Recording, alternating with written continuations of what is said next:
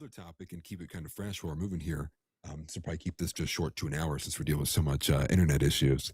And I have this clip, and it was one thing that I had actually gave to you ahead of time because I put it in the outline. I wanted to get your take on it, kind of explore this discussion a little bit. And it was the conversation that occurred between Joel Webbon and Calvin Robinson.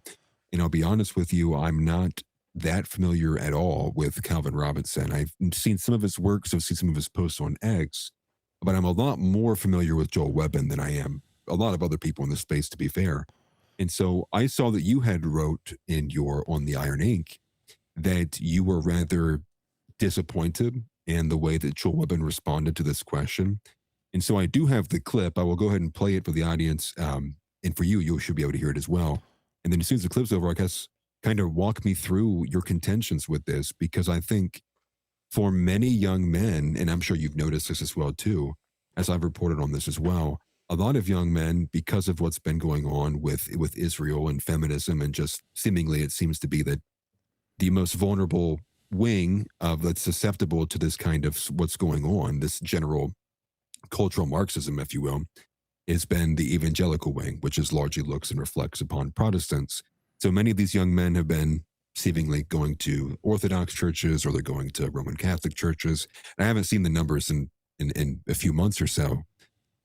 But I guess my kind of thought watching this is you kind of do, if you are a Protestant, you kind of do wish that Webbon has a stronger reaction to what's being said or being claimed.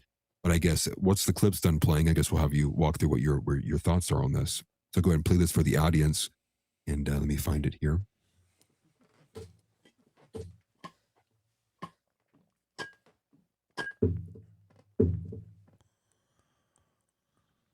Okay, it should be this one, I do believe. I mean, let's be honest. I've always been under the impression that atheism is just Judaism. Believing anything, yeah. Atheism is Judaism, like in many ways. I think that it's a denial of Christ for sure. It's a denial of Christ, but atheism it's a Jewish project, and in many ways, like you could argue that Protestantism is too. Yeah, no. We got layers here, guys. We got layers. I enjoy a good joke. Okay, this isn't a joke. We'll determine that. Many reasons. One is that the canon of the Bible. Okay, so the Catholic canon of the Bible. Right, you have some extra books in there. Right, because the Protestants said, let's look at what the Hebrews have in their canon. Let's take the Jewish canon rather than the Catholic, the Christian canon. They took the Jewish canon. Likewise, Protestantism is a Jewish breakdown of the order of God. So it's more like you can believe that, but not that. You can believe that, but not that. It's the pick and choosing of bits of Christianity in order to lead people away from Christianity. Whereas rather than having the fullness of the truth, you can have that bit of the truth and reject that bit and still be in good stead with God. That's like the Jewish loopholes of we can turn the lights off automatically and not break the rules. That's not true. We know that not to be true. I hear you. I think Protestantism is the inevitable and tragically, and don't miss that word, tragically necessary reaction to the abuses of Rome. I think that if Rome would have cut the crap, then I don't think any of this would have happened. But it's a two-pronged approach. So the Jews have been infiltrating the Roman Church for a long time. Yes. Most of Vatican II was Jewish and/or Protestant. Nostra Aetate, which people often say is the one that is the document that makes it sound like Jews have salvation outside of Christian truth, which is not true. That document was drafted by a Jew. Like there's lots of infiltration within the church, but also Satan wants people to leave the church. And so I think both fronts were an attack of the enemy. It's us. It's our fallen nature. It's sin. Of course it is. But he's driving it. The enemy is driving it to drive us away from the one true living God. Yeah, I agree. So that's kind of the gist of the clip, getting across there. I want to play the entire thing. And I don't typically I want to put people at odds with anything at all, but I saw that you had already written about it and given your thoughts on it on Iron Ink. I wanted to ask you here, because I think a lot of young men who are falling into, feeling the evil of the world and are looking for a place to go, they also probably see this and fall into this mindset as well too. So I'm kind of curious, what is your overall response to the exchange that took place there? And I guess kind of run through some of the thoughts you had already written about. Yeah. watching it still makes my blood boil.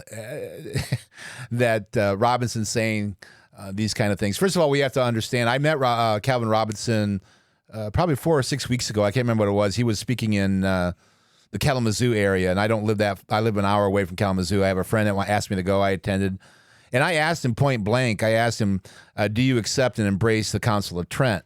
And of course, the Council of Trent was that document that Rome put together that was intended to be a body slam on the Protestant complaints against Rome.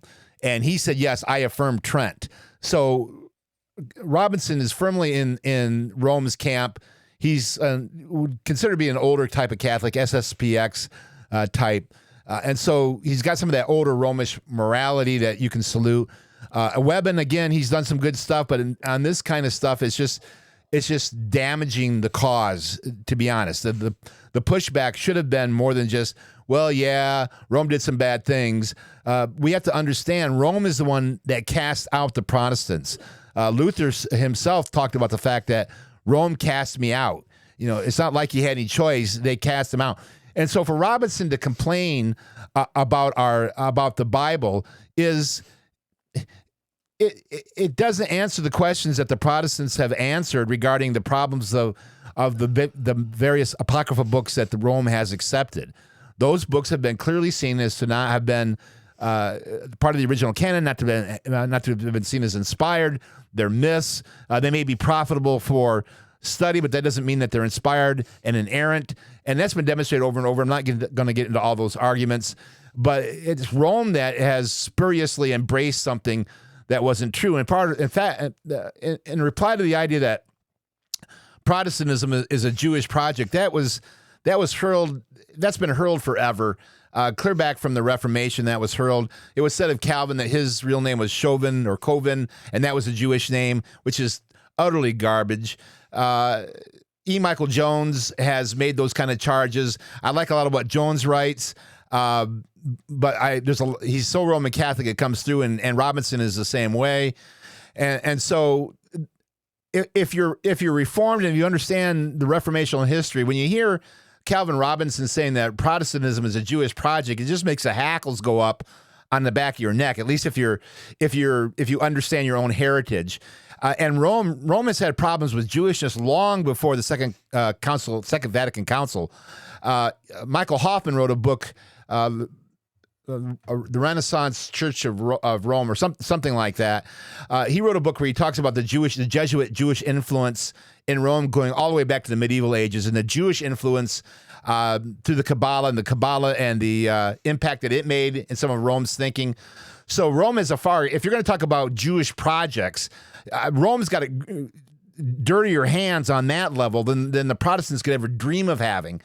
I mean, it's almost like Rome is just a suburb of Jewishness. So for Calvin Robinson to talk about Protestantism being a Jewish project, it just outrages me. And for Webben to not give a harder pushback enrages me even more, because like you said, there are so many people that are watching this, and the people that are watching these influencers, they typically don't have a knowledge base in order to be able to reinterpret what's being said. They don't have a grid to run it through, and so they just swallow it like a fish swallows a worm on a hook, and they don't realize the hook that's there. And what Webben and what Robinson did there at that point was to push a non-biblical, a non-Christian idea that would, if embraced, would totally undo Protestantism. And so I do take exception to that, and I let Robinson know politely when I met him that I thought it was a real error for him to embrace Trent. Yes, and I did see that in the article that you wrote, or the piece that you had written, which you did say you did politely disagree. I think I read that in a comment you had replied to somebody elsewhere there as well. And I thought what you said was great about the picking and choosing of what to believe. This is not a singular sect affliction, if you will. This kind of I call it rampant eisegesis, right? Which is like, this is what my verse said to me today, with no context or basis in anything beyond how the wind was blowing that morning. And these are some things that are like really deeply bother me. It was more so, I guess, two questions. I guess I'll ask maybe the more specific one first, which is to say that the canon of the Bible, I guess, could you maybe give a brief summary of, I guess, what he's describing there, which is like, what who were the people behind the change of the canon, or what went into that thought making process, and why did they think so much of it needed to be changed? Comparison, I think it's there's like I think at least 11 or at least 11 or 13 books difference between, I think, the Roman Catholic Bible and the standard, I guess, NIV or whatever version you may use for the Protestant Bible. And so I guess I'm kind of curious, what did go into that thought making process for the canon change? Well, they just examined it, and they went, the cry of the Reformation was back to the sources. And so they went back to the sources. They went back to look at the origins of all these different books. And in examining the sources and examining the origins, they understood that, and they saw that there were realities about these apocryphal books that Rome had embraced that just didn't come up to measured to the standard that was being held for inerrancy and inspiration. There were wives' tales kinds of things in these apocryphal books that couldn't be accepted. These books were not as appealed to. They were just kind of tagging along for the ride. If you look, for example, through church history and you read different sermons, and I've done this, you don't see a lot of the early church fathers accessing or referring to these books that were eventually dropped. And so they were seen as an appendage almost. It's like a tail on a dog. Yeah, they're there, but it's not really part of the dog, so to speak. It's not really something that defines the dog. And so they just finally said, we're done with these. It's pretty clear that they're not what they purport to be, and it's these 66 books that we're going with. Interesting. Okay. So that clears it up a little bit for me, and I do appreciate that. I guess the next question I would roll with then, and it's, again, too, I would add in some things there, too, which I'm sure you're well aware of as well, which is the subversion didn't really seemingly start until, in the beginning of the 1900s with the Schofield Bible and, Darby and everything that came with that. So to put Protestantism in general, when you have that at the back end is, I think it's a little disingenuous given the history of it, and also given the fact that one of Martin Luther's books literally is the Jews and their lies. I guess the question would be, I guess, for a solution mindset of moving beyond here, and we know what the problem is. Do you think it would be beneficial for they say like no more brother wars? Would you think it would be more beneficial for some of the sects to, I guess, maybe hold their fire to deal with some of the outside externalities first before, I guess, everything kind of goes off the wall? Now, that's a great question. Believing that truth is organic, in other words, it's all interrelated. You can't twig one piece of truth without affecting another piece of truth, whether you're twigging one piece. So having an organic worldview, as I do, I on one hand, I see that Roman Catholics or English Catholics like Calvin Robinson on many issues, and Joel Webben could be included in this group, that they're people that we need to, like you say, no brothers war. But where there are issues that come up like this, then we just can't turn a blind eye. I mean, you have to understand when you're in the middle of the fight, if you come out of this fight holding hands with Rome, they're going to end up putting you back on the cross themselves. I mean, they've got plenty of Protestant blood on their hands through the centuries. So we have to realize and know who we're dealing with. If we're together and we get rid of the humanists, we still have the problem with the humanist Rome, because Rome is, at the end of the day, still humanist, because it's still a man-centered interpretation of the Bible, because man is at the center of his own salvation. Now, they disagree with that, of course, but that's what the Reformation was all about. We were saying Christ alone as the author of our salvation. They said no, man has a contributory fashion. So I get the idea of no brothers wars, but the question is, who really is my brother? And am I being faithful to God above all if I allow someone to think they're my brother when they're outside the faith? In other words, I need to call on Calvin Robinson and he's just an embodiment. He's a name that's been brought up. But I need to call on people like him to repent and to bow to Jesus Christ and to own Christ alone as his Savior. As long as he remains in embracing Trent, and as long as he's embracing English Catholicism, then he's without hope and without Christ. And so I'm not doing him any favors by saying no brothers wars. The same thing would be true of Joe Webbin and other people like that. When they get friendly with Catholics, with the idea that we have to have them in order to overthrow the Marxists, there's part of me that says, okay, I get it, they share a common morality, but there's another part of me that says, look, I'm not showing them the love of Christ if I do anything to communicate that their souls are fine and their eternity is okay. In other words, I have a responsibility to God and to them to say, look, we may agree on women shouldn't be voting. Let's just take that as an issue. But that agreement is not going to rescue your soul, and that's what I'm concerned about the most is your eternity. And so I have to speak to both issues at the same time, and that obviously is difficult to do, and it often makes me look like somebody I am. It said I'm in a purity spiral, but the problem is I'm not in a purity spiral. The problem is that everybody else is in an impurity spiral. And I'm just trying to be consistent myself. So I'm all for no brothers wars, as long as we clearly distinguish the idea of who really is a brother. Francis Schaeffer talked about co-belligerency. I'm all about co-belligerency. I'm all about, if we are marching to end abortion, I have no problems with being with the Mormon or the Roman Catholic. But at the end of the day, if we're going to do more than that, I want to make sure that it's Protestants that are driving the bus and we're not just riding the bus. There was a thing that you had mentioned to me in email that you wanted to talk about, you wanted to bring to attention with, like, I believe along the lines of like excommunication. So I guess that'll kind of be like the last topic. I'm going to go ahead and sign off.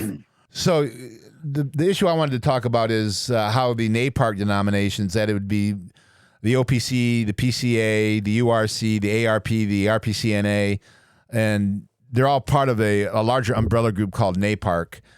And they've taken to passing overtures to be part of the legislative authority in their denominations, and as a result of that, they've been excommunicating and defrocking ministers with ongoing rapidity. And I just wanted to bring that attention to the attention of the listeners. There are good men, the best of men, godly men. Men that I would love to be in a foxhole with if it came to that. And what the denominations are doing is they're defrocking or excommunicating. One chap, Sam Ketchum, they excommunicated, which in excommunication people may not realize, but what they're saying is that we're consigning your soul to hell until you repent. And that's what they did to Sam. They could have just defrocked him, which would have been to say you're no longer a minister in this denomination, but they went whole hog and excommunicated him. And it's all over these issues. They've reinterpreted Christianity through the grid of cultural Marxism or just plain Marxism. And they're being clergies for Satan and his Marxist agenda. And for example, there are guys that were the guy who was the founder of the OPC, J. Gresham Machen. He would have to be excommunicated in the OPC today for some of the things that he said about the issue of race. And you can go across the different denominations. The PCA, for example, I have a post somewhere on Iron Ink that shows some of the statements by some of the founders of the PCA when it comes to these issues, race, egalitarianism. And they said the reason we're forming this denomination is because of these issues that the libs at that time of the denominations they were in were holding, and they wanted to get out to get away from them. And now they're embracing statements and they're getting rid of guys who are saying the same things their founder said. The OPC just recently is going after a whole congregation in Texas that I'm fairly familiar with, and I am friends with one of the elders there. And I just think this is outrageous. And if I'm one of God's servants, if I'm one of his men, and I have to raise my voice and say, this is evil incarnate. These people, I don't care if they're wearing collars or not. I don't care if they're clergy or not. They're doing Satan's work and getting rid of these these men. I talk to these men. I will talk to them on the phone. I am on list groups with them, and I know the character and quality of these men. These are giants. They really are. And what these denominations are doing is they're just stamping themselves with their own Ichabod. And this is an ugly, horrible thing that's going on in the so-called white hat conservative denominations. And somebody has to raise their voice about it and say, hey, this has got to stop. And if this continues, all they're going to do is they're going to create a new denomination, because finally there's going to be enough people that are going to rise up and they're going to say, we can no longer have anything to do with these people. We have to start our own denomination. Now, that takes a lot of work. It takes a lot of money. It takes a lot of muscle. I don't know if it happens in my lifetime. I think it probably does. But if this continues, I guarantee you that's what's going to end up. Yeah, that's something I've actually not put a lot of thought into, but the birthing of a new denomination. I would imagine it would actually, I guess when you say that, my first thoughts actually go to a third party, right? Everybody talks about why a third party would never win in this country, and I'm just politically minded. I think it would be not like it'd be an easy feat, but I would imagine it would probably be easier to get a new denomination up and running, in terms of the same faculties that all the other ones possess. Would probably be easier to do that than a third party, although kind of loosely related to each other. But I've been seeing this all over basically since I've kind of been a lot more red-pilled, since early 2023, if not before then. And you see it all over, which is, even if it's not being orchestrated and done in a professional setting by someone like the PCA, or, even worse for that matter, like the ADL or the ACLU, what you end up seeing is it's like, well, one of two things. There's also the foot soldiers who kind of exist in the space period, but similarly to what we saw, and I guess I'll avoid names, but you see it from the guys are paranoid themselves, which is to say, they will disavow ahead of time. It's like they feel like they might get pressure for something, even though no one's accused them of anything. And they're disavowing people left and right because, I could never let that ire fall to me. And it's just kind of a sad way to view the space, which is these are supposed to be all men who are, courageous and, fearing nothing. If God is with me, who can be against? And then you see the way that they behave online. It's just a very depressing cycle and scene to witness happen time and time again. But I want to say thank you for the interview. I do apologize that it was so, the technical issues, but I'll turn it back over to you, Pastor Bret McAtee. If there's any final words that you want to give out to the audience while you're here. Yeah, I likewise would like to apologize for the technical issues. I don't know what their origin or source was. I do want to thank my producer, Matt Smith. I couldn't do any of this stuff without Matt's help, and so I'm very thankful for Matt's work. I'm also thankful, Father, for the small congregation here that has stood by me through all this, because it's been hard on them to see their church put blackened in the news the way it has, to see it had been their church, the church they love, to be treated this way. It's been hard on them, and they've manfully stood with the church and with me through all this. We've lost some families because they didn't understand the issues, and B, they weren't willing to pay the price. We still live in normie world, and normie world still largely is egalitarian, cultural Marxist, and people's livelihoods, their businesses. When you get on the wrong side of on an issue like this, they become scared for their businesses and livelihood, and they want to bail. Part of me understands that, but part of me understands also that unless we as a people, as God's people, white Anglo-Saxon Protestants, if we don't stand up, we're going to be chopped down. We're already being chopped down inch by inch.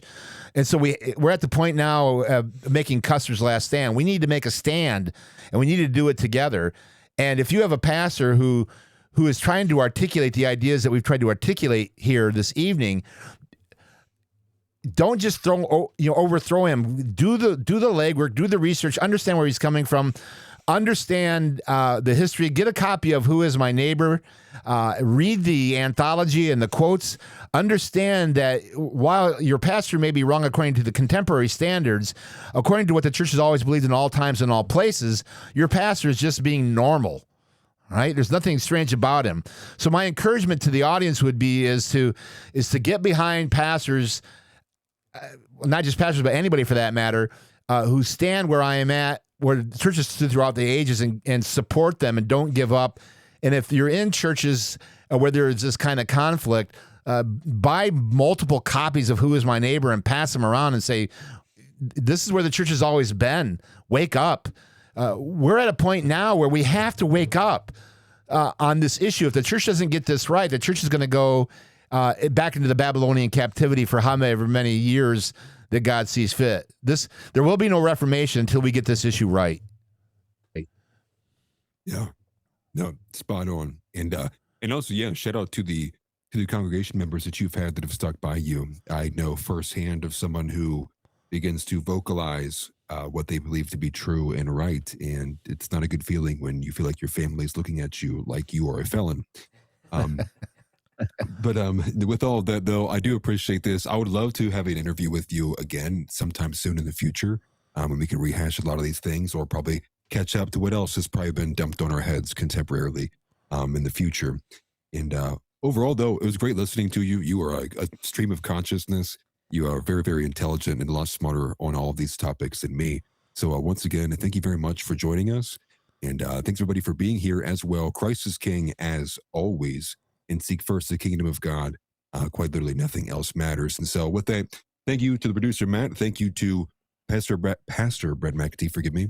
And thank you to the audience for being here. And with that, I'm going to go ahead and sign out, and I'll keep you guys updated in the Discord if I will do any further streaming tonight and for tomorrow as well. So with that, everybody have a good rest of your night. It was a pleasure. Thank you very much. See you next time. Lord Christ be with you.